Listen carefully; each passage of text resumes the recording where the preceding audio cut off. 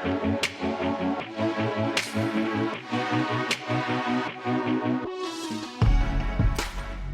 what's going on, everybody? Welcome to the Week 11 show here. It is the DFS Powergrid presented by RotoGrinders.com and, of course, Footballguys. It's the Footballguys Powergrid. I'm just throwing my name on it here with the RotoGrinders team, but we're happy to be talking DFS with you for this Week 11. Dan Back alongside Devin Knotts, John Tippett-Lee, and Phil Alexander. So let's certainly set things up for this Week 11. I'm coming off one of my better weeks here in the NFL. Did really good on Yahoo. Nearly got a Q on FanDuel. So maybe I'm heating up. I'm hoping so because, hey, the bankroll can need it going into these Christmas holidays. These kids are expensive. So let's run into this Week 11 here, fellas. And John, we always lead it off with you talking about totals. So what do we need to know about this week? Because, for me, it's kind of an early-ish week show. I think there's just one game that we really need exposure to this week that, I'm not one of like going 150 and stacking it all up, but there's like one game that I just think clearly stands out of everything this week. Cleveland versus Detroit. Got it. Yeah, the game that you're talking about, Dan, there's going to be some real game strategy built into this week because there's one game, as you're suggesting, that stands out above all of them, and that's my Dallas Cowboys going over to Arrowhead Stadium to compete against Patrick Mahomes and the Chiefs, who look like the old Chiefs last week with 41 points, I think, on Sunday night. Vegas loves this game to be a high scoring back and forth venture. 56 points, and it's a big drop to the next one, 10% almost, or over 10% to Indianapolis visiting Buffalo. Obviously, Buffalo's in play every week, and after that, they're all in the mid to let's say almost high 40s. There aren't even any like 49 and a halves this week. Yeah. I think that the next highest one is 48. It is a game that I like quite a bit. Let me make sure I'm correct here. Oh no, I'm missing one. I take it back. A game that I really like this week is Cincinnati visiting Las Vegas. That's the game I think could be sneaky. And because of all the attention that goes on that Dallas-Kansas City game, we're talking one touchdown difference. If one goes under by a touchdown, one goes over by a touchdown, and the ownership projections are really suggesting there's going to be a lot of exposure to that Dallas-Kansas City game. There might be some reason to look at some of these Bengals and Raiders who are going to be significantly underpriced and underowned. So, again, I think it's an interesting game strategy week. I'm not going to suggest to anybody to avoid Cowboys or Chiefs because they certainly are going to be, some of the highest floors and highest upside players, but it's all going to be contingent on how popular they are amongst the masses. Okay, I'm going to get right into some tournament strategy. I'm going to throw it to Phil here, and I'm going to look at this as like a single entry or 3-entry kind of max situation, not mass multi-entry. If you're playing single entry, like the $200 one or the $100 one, the SPY on DraftKings, what are you doing here? Are you playing Kansas City, Dallas, or are you fading Kansas City, Dallas in single entry? One lineup is all you got. If one lineup is all I got, I think I'm playing that game, and then I'm trying to get different elsewhere. I kind of agree. Well, no, I think that's – go ahead. I was just going to say I don't have too much to add to it. I think – it's going to get to that total in my mind. What would John say it was 55 and a half? 56. Something, yep. 56. Yeah, I think it gets there. I think you could play either side of it. I think it's going to be high scoring. So what do you think, Devin, in this situation? One lineup in a week where, again, normally there's a few games that are close to each other. This week it's like there's just one that is clearly looked at as the highest scoring game this week. So one lineup in 3 max you said, or single entry? Single. Let's go single entry here. Yeah, if you're playing the single entry series, sponsored by RotoGrinders, by the way, on FanDuel, what do you think you're doing on that lineup? Are you playing this game or are you fading this game? I'm fading this game. I'm playing Green Bay and Minnesota, which had 122 points scored in the 2 games that they played last year. Is it predictive? No. Do you know where the targets are going to go? Yes. And will the rostership be lower than it should be? Yes, because it'll be all on that Kansas City Dallas game. So that's the game that I think will go underlooked, especially with, AJ Dillon will be popular, and we'll talk about him later. But yeah. I think that there's some value to be had in that game. Yeah, it'll be interesting to see how Wilson looks in this second game off of injury, because, boy, did he look terrible last week. All right, let's get into the quarterback position here, and we'll start it with you, Devin. And, I'm just looking at our RotoGrinders lineup HQ. Again, great tool. I'm just going to give you guys a hint. Be sure to check us out next week, because Black Friday is coming up, and there may or may not be a deal for you over on RotoGrinders around lineup HQ. But looking at it this week, we've got our highest or our best point per dollar projection is Cam Newton, who looks like he is going to start this week for Carolina against Washington. Not quite the highest owned guy, but one of the highest owned guys. What's your thoughts on him in this position in general? Because he stepped right in and did what we expect he would last week on the goal line and scored touchdowns. So what's your thoughts on Newton in this position? Not as a cash game play, but I think he's fine as a GPP play. I think he has 2 rushing touchdown upside, but if he doesn't score a touchdown, I think it's going to be hard for him to hit cash game value. I think that there's a number of different quarterbacks this week that you could go to, and we'll talk about running backs in a minute, but running backs, there's like 6 guys that are between 6K and 5,400 that are going to be extremely popular this week. So I don't think you need cash game savings, to be honest. I'm looking up. I'm looking in this Dallas Kansas City game. Patrick Mahomes on DraftKings just seems too cheap at 7.6K. He's burned me like 6 times this year, but I'm going back there after the 1 week he has a really good weeks on a showdown, which I don't play. So I don't know, but I'm going back there. The way to beat Dallas is not on the ground; it's through the air. So Mahomes is the guy that I'm starting with in cash games. If you want to go down, I do agree with John. I think that this Vegas-Cincinnati game is probably pretty intriguing. Derek Carr at 5,900 is a name that I would be looking at.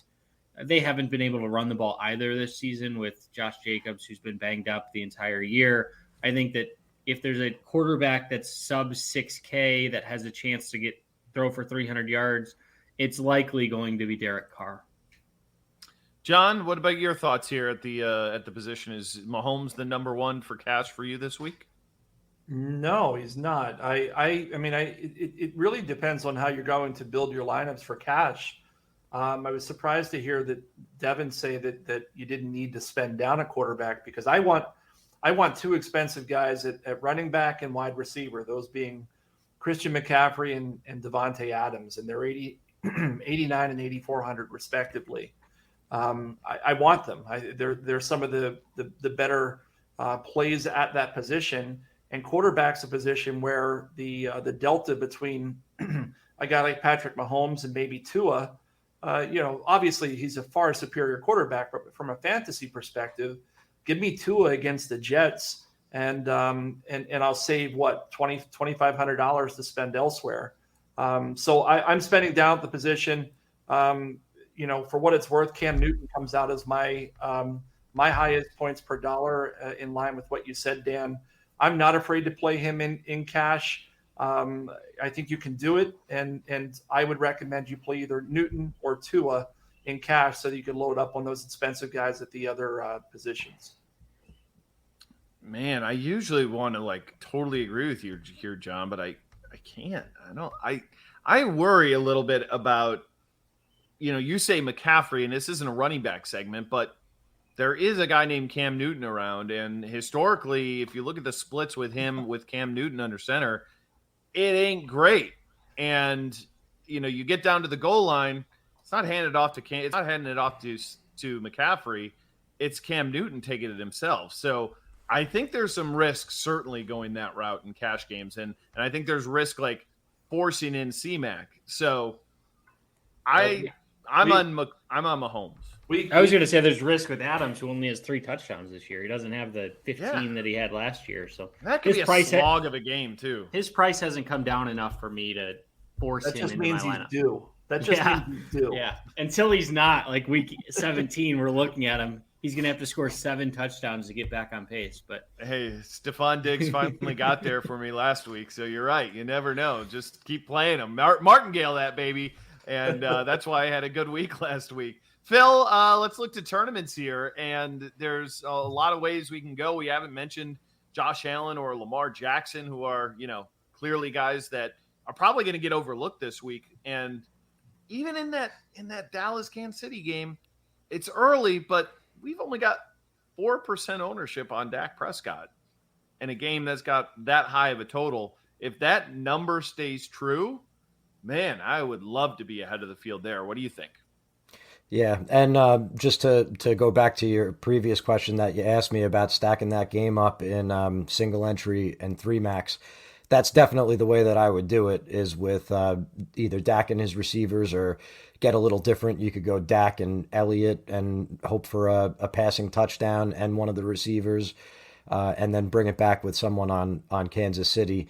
And in a single entry or 3-max where you don't have to be perfect, I think there's going to be enough points in that game where you could get different in other places and you could still finish in the top 1%. So I don't mind swallowing the chalk there, especially not if you're playing the Cowboys side. You mentioned Lamar Jackson. I think I really like him in tournaments this week. The Cowboys and the Chiefs game is obviously going to suck up all the crowd exposure, and it's going to leave Jackson. Nobody is pegging Ravens Bears as a potential shootout, and I don't know that I am either. But you've got the Bears, who over their last 3 games, they're allowing 33 points per game. One was against the Bucks, which is understandable, but the other 2 were the 49ers and then especially the Steelers. Those are not so much understandable. So their defense is failing. Justin Fields is looking more capable each week. Yeah, so it wouldn't shock me if they could put enough pressure on Jackson to keep his foot on the gas to get a ceiling game. I mean, he's certainly every bit as likely to get you 35 plus as Mahomes and Allen. And I think he's going to be pretty low rostered. And then the other guys that I was looking at, kind of like a more of an MME and large field type of thing. I think the totals are high enough for the 49ers and Jimmy Garoppolo, and I really like his receivers. So I think that would be a really unique way to stack it. Garoppolo, Samuel, even Ayuk. I like Joe Burrow, as John mentioned, the Cincinnati game. And finally, just because I give everybody 10 quarterbacks a week, Ryan Tannehill would be the other guy who I think is capable of a big game. I'm shocked you didn't say Russell Wilson. Less Against than 5%. Arizona. Less than 5% rostered. I mean, no one's going to play him because of his performance last week. He's 6,500, and FanDuel he's like 7,000. It's a ridiculous price. So yeah, I mean, against Arizona with Kyler back, competitive game. He's a great play this week. He's a great play. He's on my list. You guys hit all 3 of my GPP quarterbacks. Joey Burrow looks great in that game against Las Vegas for the reasons we talked about at the top of the show. Russ going up against Arizona. Arizona's a legit offense, and with a few weeks of Colt McCoy, maybe people come off of that offense a little bit. But if Kyler comes out there and puts up 30, Russ in his second game back, he looked rusty last week for sure. But this week, his price has dropped. His player exposure is going to drop. I think he's a sharp play. And then Phil nailed the. I'm actually really surprised at the rostership numbers I'm seeing on the Cowboys right now. If you're going to stack that game, I think you go with the Cowboys because it's. I mean, like the Cowboys are half the ownership of some of the Chiefs that I'm seeing, and I mean maybe it's because Travis Kelce washed up. I don't know. It's true.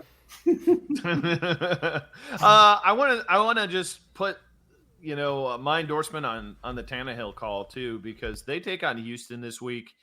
And I mean, their running backs right now are Donta Foreman, Adrian Revenge Peterson, and Jeremy McNichols. I mean, just complete and utter trash. He to AJ Brown 2 times in this game would not shock me one bit. He's a little bit pricey too, though. He's like 6,700 on DraftKings, and I don't think people will play him. I think they'll look at that and be like, "Yeah, I'm not going to play him at that number." So I think that's kind of a sneaky spot, home game against a dreaded team or a terrible team. So don't hate that one. All right, if you're joining us here on YouTube, leave us a nice comment. We certainly appreciate that, and of course, subscribe over to Football Guys and RotoGrinders. You can get into the free newsletter over there on Football Guys. It's great. You get information nearly every single day from them to hear what you need to know for your season-long leagues and what's happening in daily. We also have that over at RotoGrinders. We only do it weekly, but be sure to hang around because some great stuff happening there. And our sister sports betting site, scoresandodds.com. So if you're into that world, check us out over there. All right, let's move on to running backs here, and we'll start with Devin. And, last week was... he had like more value than we could even handle. And boy, I'm just so happy Ramondre Stevenson, he kind of got totally overlooked. And that was huge. That worked out great for me in my lineups. This week, though, it's like A.J. Dillon is clearly the guy. After him, we're seeing Darrell Williams with high ownership. We're seeing James Conner with high ownership. These guys are fine, but I also think these guys have bust potential to them. So how are you reading the running back position for cash this week? Yeah, I mean, the big thing we're tracking this week is Nick Chubb and whether he's going to be cleared from the COVID protocol. Because if he's not, Dearness Johnson's going to be whatever percentage he was last week. Again, ridiculous number. A.J. Dillon is a must-play in cash this week. Don't even think about it. He's basically a free square. I would say that, God, this is going to be painful, but Myles Gaskin is a decent cash game play at 5,700. I hate Myles Gaskin. I hate everything about him. Like, he gets like 4 carries a game, but his volume has been better with who's the running back that they had there being injured. What was it? Salvon Ahmed? No. Malcolm Brown. Yeah, Malcolm Brown. There you go. Yeah. With Malcolm Brown being injured, and the Jets have allowed, I think, 13 touchdowns to running backs over the last 4 games. Just a ridiculous number that, to me, teams are clearly just doing whatever they want against the Jets, and CJ Mosley looks completely washed at linebacker, so I'm playing Myles Gaskin, even though it kills me to my core to do that. And then James Conner, whatever, he's fine. He's not great, but with no Chase Edmonds, he didn't really have the game that I think a lot of people had expected him to have last week. But at 6.1K against a Seattle team that has shown an inefficiency to stop the running back, I'm fine with James Conner as my cash game play this week. And then there's other guys. I mean, you could go. No, I'm going to stop. I'm going to stop there. I mean, Gaskin's got a whopping 46 carries the last 3 weeks for a whole 100 yards. He sucks. Everything about him is terrible. But you nailed it, because the ultimate test for me was last week against Buffalo. That's a team who doesn't care to run, and I think 3 different running backs ended up scoring touchdowns on the ground that week. So it is like the ugliest, dirtiest play we could have because he is terrible. But man, if he doesn't do it this week, you can just X him out for the rest of the season. But four touchdowns between Breida, Singletary, and Moss, and all of them scored. Nuts. John, what do you got? I saw a couple of the Black-Eyed Joes come up during that combo. Yeah, I like the AJ Dillon call. I think everybody will. He'll be 70% owned in cash games this week or higher. Myles Gaskin, I've got him too, and I agree with everything that's been said. He's been horrid, but this is a game where maybe he can do something. And he does catch the ball a little bit. He's got a game dating back. It's been a while ago, but week 5 he caught 10 passes for 74 yards against the Buccaneers. And as recently as 2 weeks ago, he caught 6 passes. And on a site like DraftKings, where you get a full PPR, you've got some upside there and a decent floor at 5,700. I'm apparently on an island with my take on Christian McCaffrey. I'm likely to pay up for him at 8,900. He was the leading receiver for Carolina last week, on a week that Cam came back. We'll see what happens with Cam running near the end zone, but I'm okay with CMC. He caught 10 passes last week for 66 yards, and oh, by the way, he carried the ball 13 times and almost surpassed the 100-yard mark, and he didn't play his full series of snaps. He's going to be $10,000 before you know it. So I'll take the discount with him at 8,900. DraftKings only, though, right? Correct. FanDuel is $10,000, Yeah, so I correct. wouldn't play over forget there. about that. Yeah. I hope at this point the folks who are listening to me know that I'm primarily a DraftKings player. And I don't think you need to go there, but my fourth guy is James Conner, Mr. Touchdown this year against Seattle. He's 6,100. He's right there with Dillon and Gaskin. So if Gaskin makes you sick, just spend the extra 600 and count on that touchdown from James Conner. Those would be the cash game guys I'd play, and maybe I'll just pass the baton over to Phil to hear who he likes in GPPs, and maybe I'll fill in on the back end if they miss anybody. Okay. So I guess I'm going to start out by saying I would not fade some of these popular running backs in tournaments out of hand, especially not A.J. Dillon. Aaron Jones has never been priced below 6,800, and he's been in a 60-40 timeshare with Dillon all year.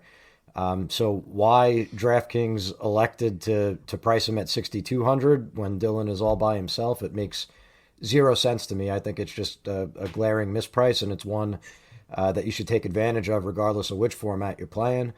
I would say the same thing about James Conner too. Like, why did his salary come down? He was 17% last week in the Millie, and 64 all-purpose yards were nothing to write home about, but he scored like he always does. And you saw what you wanted to see without Chase Edmonds in there. He was in there on 82% of the snaps. He had nearly 70% of the backfield touches. That's going to work against the Seahawks, who have allowed 26.5% more fantasy points to enemy running backs than the league average over the last 5 weeks. So I think those guys are great calls in both formats. In terms of roster construction for tournaments, though, you've got those two guys in the low 6Ks. You've got, I think, David Montgomery at 5,400. He's way too cheap. So I think what's going to happen is this is how everybody's going to look to fill their running back slots, and then they're going to look to get in Mahomes and Tyreek Hill and that stack, and get that exposure to the Cowboys-Chiefs game that we were talking about. And I think it's going to leave the top tier pretty much wholly under-owned. Jonathan Taylor, Dalvin Cook, Ezekiel Elliott, Joe Mixon. These guys have the highest ceilings out of any running backs on the slate, and I think we're going to get them in the 10 to 12% range pretty much across the board. So I think going high-end running back heavy in tournament lineups is one way to do it. And I particularly like Dalvin Cook, by the way. I just think that Vegas has that game pegged to be pretty close. And if that's going to be the case, it's not going to be Kirk Cousins doing it against a defense that solved Kyler Murray, Mahomes, and Russell Wilson pretty well over their last 3 games. Devin, last week we saw Kamara out, and Ingram got a lot of ownership last week. And, he paid it off. He got that touchdown late and ended up having a pretty good week, but it was questionable there for a while. What are your thoughts on him this week against Philadelphia in a situation, this is obviously only assuming Kamara doesn't go, but if he's out, is Ingram at what? I think 5,400 on DraftKings, a guy that you're interested in? Yeah, he'll be right up there with the top guys if Kamara's out. So Philly is allowed the 8th most points to opposing running backs, averaging 103 yards per game, 46 receiving yards. What impressed me the most about Mark Ingram was his receiving ability. I think he had like 60 receiving yards I'm looking it up right now, but that's the second game in a row where he's been featured pretty heavily as a receiver. So he's filling in, and he's basically like a cheap version of Alvin Kamara. We haven't really seen this version of Mark Ingram throughout his career, but 12 targets over his last 2 games, had 108 total yards last week. I think he'll be one of, if not the most popular guys in the week if Kamara does end up missing. I'm not going to mention Tennessee. Yeah, I'm going to do it. Deontay Foreman. No. Yeah. Dude, that guy looked like, a legitimate slug, like a human slug. He could not move. He was awful. Here's why. You know who looks worse than him? Adrian Peterson. And Jeremy McNichols doesn't look like he's going to play. It's a revenge game going up against Houston. He's going to score a touchdown this week. So here's what you do. Here's what you do. Instead of playing Deontay Foreman in cash, certainly not in cash. That word should never have came out of my mouth. Instead of playing him in a GPP, just bet him that he will score a touchdown this week because I guarantee it. Wow. Instead of playing him in a GPP, you could also just take your buy-in and light it on fire. He will score a touchdown this week. Devin, are you going to I've heard you do guarantees before that have resulted in I've never lost. Shaving your head and stuff like that, right? Can we get a Dante Foreman touchdown, or you'll like eat a vat of mayonnaise or something? Like what can we get here on this deal? Because this guy is terrible. He's absolutely terrible. Even John kind of threw up a little bit when you said that. I did. Evan, maybe you can take your Xavier winnings and drop it all on Dante. Yeah. I can also get divorced. True. No, it depends on the line. If it's 2-1 or higher, to do it. I'll figure out something if it's 2-1 or higher, and we'll do something next week. It's going to hit, so it doesn't matter. The man could not move side to side. He could go straight, and that's about it. All you got to do on the 1 yard line, buddy. All right, and of course, I am. Go ahead, John. We wasted way too much time talking about Dante Foreman, so it's time to move on. Unless it results in Devin shaving his head or otherwise embarrassing himself, it's time to move on. We'll do something like really hot or mayonnaise or something. We'll figure it out. I can't do hot stuff either. Ugh. I'll tune out. Hey, I love the call on David Montgomery. He was a guy that I had kind of named in my list here. He's going to be used too much, and his price is too low, given what I think will be his popularity. A guy that I'm looking at, two other guys I'm looking at. These are all GPPs, by the way. Michael Carter with the Jets, 5,800. He's catching a lot of passes. Again, this is a DK only play, and on a team that just doesn't have a whole lot of other weapons. So he nobody likes to play a Jet. I mean, think of the last time you intentionally played a Jet. You can't. It was like 1993. Joe Flacco doesn't throw to running backs, so if Mike White was in there, I'd like him more. There is the Joe Flacco element, but we'll see. So we should play the tight ends, right? He's just loving to go to the tight end. That's right? the narrative. But who's the tight end in New York? Phil, who is it? That's your team. I think they got a Ryan Griffin. Yeah, Ryan Griffin. Yeah. Ryan Griffin. Boy, Ryan Hester, one of those guys. If this is your first time watching the show, we don't always talk about Dante Foreman and Ryan Griffin. It typically it's week 11, boys. Yeah, we go a little heavier on better players. There's a lot of talk this week. We're just making stuff up and killing time. Pretty much, because we're like halfway through the show now. Like this is, and we still, we've got garbage defense hit up. Okay, real quick, take a guess because I'm sure you haven't looked. What do you think the yardage prop on AJ Dillon is this week? Give me a guess here, Devin. 71.5. John. I would have said 89.5. Phil. I'm going to go 84.5. And the winner is Phil. The 81.5 is the number, which Price is right rules. Which is only 2 yards behind Dalvin Cook as the second highest that is posted right now. Again, I have him at 42% in a GPP. I know you guys are much lower, but I think he we'll gets be very way higher. I think he gets very popular this week. I think so too. I think he is a bigger lock than Dearness was last week. I'll say that. Can I throw one more name on, because it was probably the name I wanted to talk about most, and that's Darrell Williams. The Chiefs' passing game is going to be super popular. Tyreek Hill is a great play. We'll talk about wide receivers in a moment. Obviously, Patrick Mahomes is going to be popular, and Devin. I don't know how popular Travis Kelce is going to be, in that you called him washed up a few weeks ago. I'm never going to let you live that down until he is actually washed up. Still hasn't top 75 yards since I said that. Darrell Williams caught 9 passes and had 100 yards receiving last week. He had 11 carries, 20 touches on the team with the highest implied team total on the board. And where do you guys have him in terms of projected ownership, Dan? Can you look that up quickly? Yeah, we were pretty high on him. I think he was like the second or third highest. You guys have on him at the 19 slate for us. 19. That's a bit higher than I saw elsewhere. What about you, Deb? I have him at about 15. At 19 and 15. That's about where he should be. Okay, so I was looking at another site, who I won't say, but he should be somewhere in that area. If he's higher than 20%, then maybe I'll come off of him. But if he's lower than 15, then I'm going to be above that. So those numbers are pretty accurate then.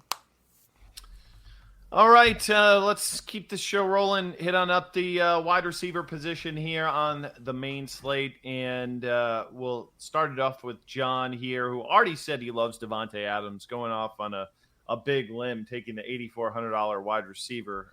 But he's kind of been pretty, I don't say average this year, but the touchdown variance certainly hasn't been there for him. But you feel like this is a bust-out spot for him against Minnesota, and you're prioritizing him, it sounds like, John.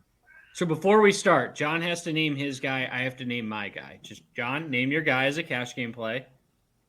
I mean, what are the metrics here by which we're grading? The guy who you name every show. Is it Devontae? Cole Beasley. Oh, he's on my list. And I'll name T. Higgins because I name him every week. Let's start wide receiver. All right. Well, to be fair, Cole is on the other side of my sheet this week. He's on a GPP play as opposed to a cash game play. Yeah. But it's fair. He did lay an egg. Was it last week? And he hurt me there. But he's a good play. All right. Cash game plays. I've got a couple of them. T. Higgins, Devin's call. Like T. Higgins this week. He's my cheaper guy. I think on the top end, it's either Devontae Adams or Tyreek Hill, and then splitting the difference, DJ Moore and Jalen Waddle. I think any of those 5 make a lot of sense for cash games, and it really depends on your build. If you're going to go cheap at quarterback, then you can get those higher guys, and if you're going to spend on a guy like Mahomes, then you're going to have to come down to Waddle, Hill, and Higgins. Are you playing 3 Dolphins in your cash game lineup? I know you've mentioned. You said Tua, Gaskin, and now Waddle. But they're all viable. Guys. I mean, I understand, but he's wearing the Dolphins colored shirt, so he gave us a little bit of a hint before the show started what direction he was going to go in. Well intentional too. All right, Devin. How about you? I mean, this is a week where you said you wanted to play Mahomes, which, depending if you want to get one of these high-end guys, you might have to go dumpster diving here. And I mean, is Marcus Johnson remotely a play for Tennessee at 3,500? Yes, he is. He was so. What most people are just going to quickly look at the matchup and say, AJ Brown was shut down by Marshawn Lattimore. That wasn't the case. Marcus Johnson was actually covered by Marshawn Lattimore for a majority of the game, and AJ Brown was double covered. So Marcus Johnson, 3,500. He has a role. He's the only. We played Nick Westbrook Igbini or something 4 weeks ago. Westbrook Akina, I believe is his name. Okay. Akina, let's respect the hyphen. Come on. He was just Nick Westbrook at Indiana. He did not have the hyphen. So that's my excuse there. Anyway, So Marcus Johnson, I think he's fine. We talked about Deontay Foreman sucks and Adrian Peterson isn't much better. So how are they going to move the ball? It's going to be through the air. I think at 3,500, if you want to play one of these top end guys, that's the route to go.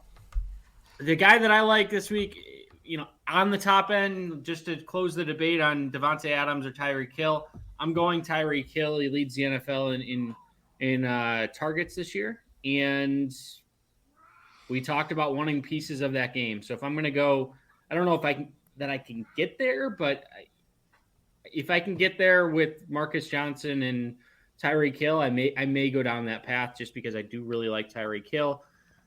From a GPP standpoint, how can you not like Deebo Samuel? The guy is just as consistent as they come. The only concern is that there's a potential game script there that he gets game scripted out of, which is why I don't like him as much in cash. But I do think he is a solid GPP play, even though he will be somewhat popular at around 10 to 15%. Jags D is pretty good. Yeah, but so is Deebo Samuel. Debo's been really good this year. There's no like against good defenses too, right? Yeah. So the Rams last week, he still had 100 yards and a touchdown. So. All right, Phil, before I give a few of my takes, I want to hear yours, what you're thinking for tournaments on this wide receiver position. A lot of names that haven't even been brought up that I think are viable here so far. Yeah, I'm in lockstep with Devin. Deebo Samuel is this week's unequivocal best player on the slate at any position in tournaments play. Wow. Listen, without Cooper Kupp on the slate, what are you going to do? I mean, the guy shouldn't be able to keep up his remarkable efficiency, but it's just time to accept the fact that he's an outlier. So Kupp leads the league in yards after the catch by just 21 yards over Cooper Kupp. Take a guess how many more receptions Cooper Kupp has than Deebo Samuel. 20. 31. So it's ridiculous what the man's doing, and like Devin said, he's doing it to everyone. He doesn't discriminate. So San Francisco has a pretty sneaky high total, 25.5 points, and that passing game runs through Samuel, who gets a 33% share of the targets. Jacksonville's D, they kind of tied Josh Allen in a knot a couple weeks back, but they're a bottom 10 pass defense. I think that at the price, I'm talking about fantasy points allowed to enemy wide receivers, right? Oh. And they're a lot harder to run on than they are to pass on. There's like a mini funnel thing going on there. But I think that Samuel is just as likely to break the slate as Tyreek Hill, and he's going to come off like half the roster percentage. And then the other guy I really like in tournaments is Devontae Smith. And in fact, I guess I should have mentioned this in the stacks, but I like Jalen Hurts also. I think that is a stack that no one is going to be on this week. And Smith has scored over 22 DraftKings points in each of his previous 2 games. And where the play really takes off is if Dallas Goedert can't clear the concussion protocol, because then you're just going to have really a ridiculous share of the targets going to Smith. The Eagles are going to run more 11 personnel, and you cannot run on the Saints.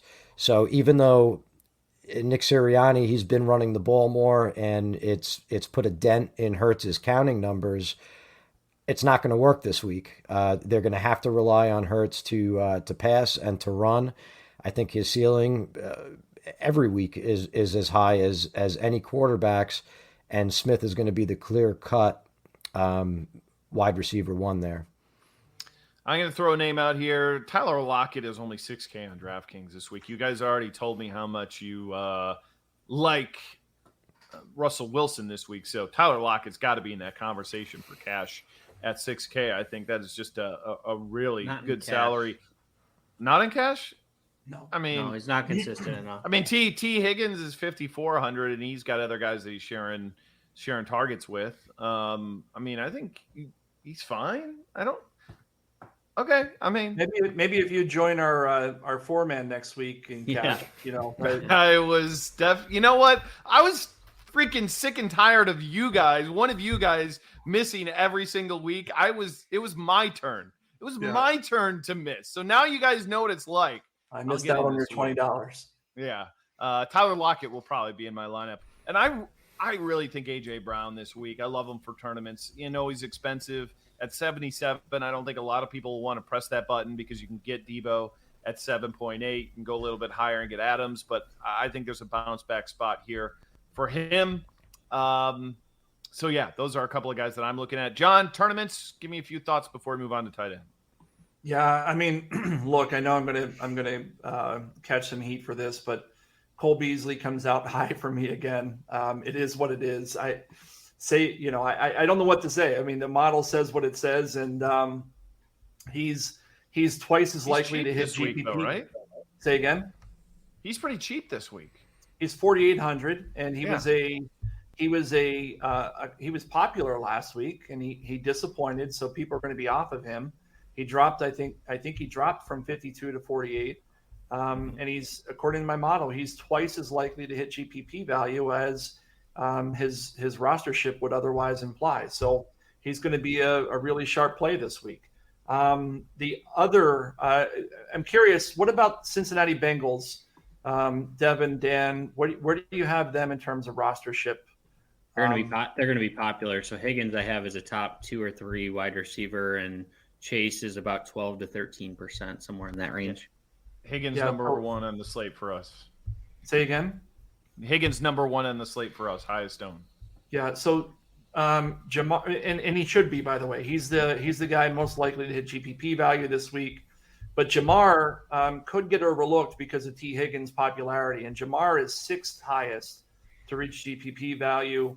And right now he looks like an excellent play. And Tyler Boyd is in that same conversation, just at a lower level. Dan, I loved your Tyler Lockett play. I agree with that wholeheartedly. And then we mentioned this guy earlier. Dan, I know you're a big fan of A.J. Brown this week, but I think you go the other way. I think people are not going to be looking at Marcus Johnson. He's 3,500. I would play him over A.J. Brown. But if you're a big fan of Ryan Tannehill, you can double stack that and only pay 11.5 and get all the receiving for the Titans. John just proving once again he doesn't listen to the word we're saying. No, I don't. I'm gonna throw one sub 5% guy that I think is interesting for tournaments because he's looked great the last 2 weeks. Rashad Bateman. It's Chicago, not a great matchup, but 8 targets in each of those 2 games. Didn't get in the end zone in either of those 2. Finished with 14, 10, and 11 fantasy points in his last 3 games without a touchdown. If he gets in the end zone, I wish he was a little bit cheaper, but 5.8 on FanDuel, 4.5 on DraftKings. I think he's viable. Phil, you gave me a nod, so I feel like you at least approve. Yeah, it fits my strategy. Jackson, Bateman, run it back with David Montgomery, and chalk the rest of that thing up. Nobody likes Amari Cooper this week. Sure. That's right. Yeah. He's fine. I mean, he's in the game that everybody wants to play, but yeah. I don't really like him, so it just didn't bring him up. Okay. All right, let's get to the tight end position and hear about how washed Travis Kelce is, Devin. What's your thoughts on Mr. Kelce this week? 7.1 is the salary in a massive total game. Sure sounds like you're fading him. Yeah, I'm fading him. I mean, look, it's for second time all year. He's hit 100 yards or more 3 times this year. At 7,100, I've already given enough plays that if I want to go up, I'm going up to Tyreek Hill and I'm spending with Mahomes. Give me the more guaranteed targets. I know Travis Kelce is still going to have some games here or there, but he's still not the player he was a couple years ago, and he's priced up at above 7K. I'm not paying up for it. So where I'm looking at the tight end, I'm going back to the guy who just doesn't seem to have his price increase, and that's Dan Arnold at 4,100. He's the number 1 receiver in Jacksonville by a pretty wide margin. All the guy continues to do is produce. So at 4,100, I've already established that I need to save some money somewhere. He had 4 for 60 in a very tough matchup against the Bills. What did you do last week? My stats solid are last week. 5 for 67. So if he can get me 10 points at 4,100, I'm happy with that. He's their best receiver. I hate to say it. Who Traded else? midseason, but he's the best receiver the Jags have. It's not a bad play. What do you think, John? I mean, we haven't really talked to. I mean, I guess we talked Debo, but maybe it's a George Kittle week. I don't know. Like, he's been good the last 2 weeks. He's not obscenely priced at 6,300. I think more people want to play Waller than him, but it is against Jacksonville. I don't hate the Kittle play. Yeah, I mean, well, let me look at Kittle because he's not on my list. Why didn't he come out high for me? Yeah, he looked great in last week. I was really impressed. I X'd him out because I didn't think he would play enough snaps to be fantasy relevant, and he proved me wrong. Or Shanahan proved me wrong. I mean, he's sub 5% ownership on RG versus Waller at 12, Goddard at 14, Arnold at 15. Like, man, this could be a time to jump on Kittle on tournaments for sure. I mean, if Debo ends up as popular as you guys are talking about, then yeah, he's a good leverage play away from him. But I'm looking at my model now. It doesn't like Kittle simply because it doesn't look like he has the upside that some other players have. For example, Darren Waller, who you said is going to be popular, is almost twice as likely to hit GPP value at almost the same price. In fact, he's $200 cheaper. And Waller has been, he's almost that same theme as what you guys were talking about with Devontae Adams. He hasn't done a whole lot later in the season, but he's a guy that all season. He's been bad. I mean, great week one, and then after that, it's been mediocre to bad. Yeah. I mean, and they haven't scored like the last couple of weeks. They scored 14 and 16, and he hasn't done a whole lot. We had 7 and 92. At the end of the day, I look at the model. I trust the model. It took me a long time to build it. And so from that end, he's a guy that I'll be looking at for cash on the high end. But the truth is, if I go CMC and I go Devontae, I can't afford him, right? So who am I looking at? If I'm trying to save money from Dan Arnold, which makes me laugh because who thought we would be dumpster diving below Dan Arnold at any point in the season? But Cole Kmet is actually the one that comes out a bit for me at 3,400. He's had a decent season, and I don't know. I won't go so far as to say he's coming into his own, but 3,400, I've got him projected at about 9 points. If he delivers that, that provides the value for me that I need to get those higher guys into my lineup at the other positions. Phil, it's been a terrible position for us to talk about. Can you give us something better than the path that we've been on at this position, please? I'll give you the same advice that I give every week, and that's that you're looking for a touchdown here, right, from your tight end. That usually does you better than your opponents. So where do you look for it? Big home favorites with a implied team total of at least 24 points. Two guys that fit the bill this week, Dawson Knox, who came back last week and I think was part of the reason that John's lover boy Cole Beasley took a dump last week, and also Mike Gesicki, who is actually not playing at home but is playing against the Jets, so that evens out. I always love Gesicki. You can talk him every single week, and I'm excited about it. 7 targets last week, but didn't catch a ball. So that bagel basically, looks a lot worse than it probably should have been. So not a bad call there, Phil. All right, let's get to the awful team defense position here, fellas. Because I don't know, I don't love picking this position each week, but again, I'm pretty happy that we haven't had that 3 touchdown defense that if you don't have, you have zero chance of winning in tournaments. Cross our fingers we get another week of that, because that is absolutely the worst thing that can happen. It's been on showdown slates with Matt Stafford doing it, so yeah, we've avoided it. All right, Devin. I'm seeing Browns. 2 double-digit Browns. defenses. Browns is one of them. Yeah, Just play the Browns. Panthers. That's the other one. So I guess that's what everybody's playing, is those 2 teams. Cash games, I can't can't say it. I don't know that there's another defense that I'd want to play. Yeah. There's not a whole lot this week. The Jets, Phil? Can you play the Jets this week? I mean, you can't, John. You've already touted up all the Dolphins. Come on, dude. You're playing four Dolphins. Play 4 Dolphins and run it back with the Jets team, please. I might do that just to see if I can win.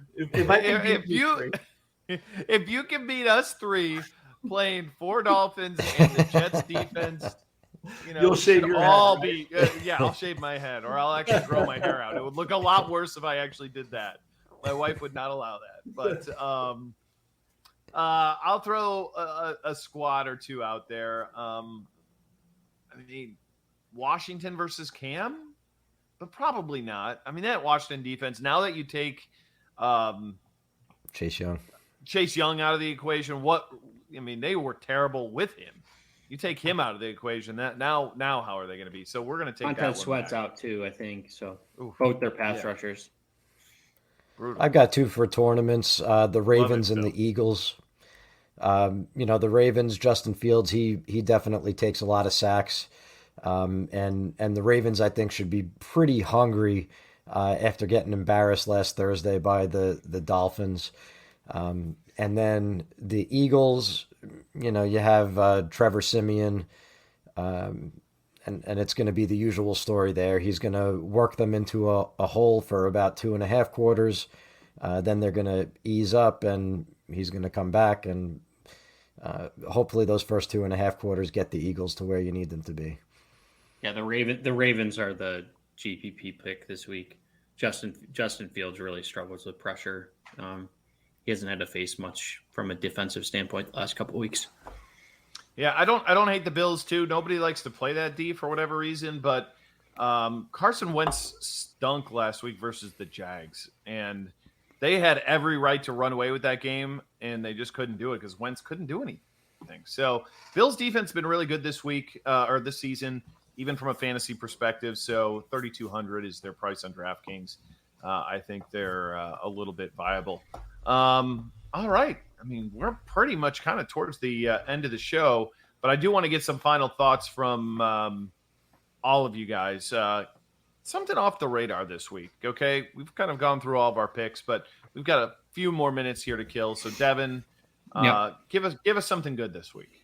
Yeah, today we learned that John has built the only Excel model with a political lean, and it's love for Cole Beasley. And the Dolphins. Yeah. So, no, I think it's a really chalky week this week once again. So we saw it last week where a lot of the roster percentages are sort of bundled up all together, but that doesn't mean it makes it any easier for your opponents, even though it's easier for you to build a lineup. So don't get crazy from a bankroll perspective. Continue to be consistent, and don't play Cole Beasley. Fair enough. Okay, John, your retort. When Cole Beasley wins me the million, I'm going to rename him Cole Easley. Tell me about rostership guys for Nick Chubb. We didn't talk about him, and that was something that I wanted to mention at that point. So hard to know because he's not cleared. He could get popular. The other guy that could get popular is Jeff Wilson if Elijah Mitchell doesn't play. So keep an eye on both of those guys. If Elijah Mitchell doesn't play, Jeff Wilson's going to jump up to one of the highest rostered guys this week. So what number is he at, Wilson, salary-wise? Wilson is 5.1. Yep. Ooh, it's not that cheap. Yeah. I was thinking he was going to be cheaper than that. They hate Trey Sermon, so they do. We're at Chubb at 12%. I don't think he's going to go much higher than that. Like, even if he is cleared, like, you know how it works. Like, people listen and watch these shows all week long. They hear these names. And at the last second, if something changes, they don't always go along with it. So I think that's a pretty fair number that Jamino's got on. You guys are higher than me. I've met 6%. So yeah. I think 12 is where he ends up. I think he gets up to about 10 to 15 if he's active. Well, maybe my point isn't as astute as I wanted it to be then, but I was thinking he might get higher than that because Ernest Johnson has won people some money over the past few weeks, and this Cleveland team is almost a 12-point home favorite. With Chubb coming back, I thought that he might build some momentum going into the weekend. And and as it stands now, I've got him about 10% likelihood to hit GPP value. And if he gets up into 20%, what I was going to do is take an opposite stance and say he's a guy that you should fade this week, coming off of some of the things that we know. But keep your eye on that and monitor going into the weekend. I like that one. Detroit is really, really bad against the run and defensively, and you nailed it. Like, this is a spot where Chubb could go off, and John, play him over McCaffrey. Okay. Play him over McCaffrey. Then I'll do it just because you said it. Nice. Especially in that 4-man contest. Yeah. With all those Dolphins and I don't know how I can fit him in with my Miami squad, but I'll try. Phil, you got anything for us? What's the NFT we need to be buying? That would be the Smiles, Dan. From Smiles? From the Smileverse. If you're into streetwear, skateboards, hip hop, it's an NFT that's got something for you. Really cool 3D art. When you say skateboards and that's John, Devin, and me. Like, come on, that is absolutely the market, right? Well, guys, it's always fun doing this show with you guys each and every week. It sounds like next week we're going to go early next week and do a show for Thanksgiving, and then also touch up a little bit on the main slate on Sunday. But I think we're going to do early next week, because normally we record this on Thursday. Not going to be doing that on Turkey Day. So look for us probably Wednesday night, talking Thanksgiving slate, talking showdown, and giving you some tips for the weekend as well. So that's on next week's docket.